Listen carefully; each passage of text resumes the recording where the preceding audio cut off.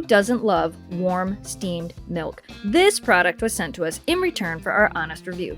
One thing people love about coffee shop coffee is how they get that rich, creamy foam on their coffee. Now, you can perfect this process at home without a fancy coffee machine. You can DIY your coffee with barista-level milk foam. This milk frother has 4 functions. You can make warm milk foam, cold milk foam for those iced coffees, warm milk, and warm chocolate milk, which is really just hot chocolate.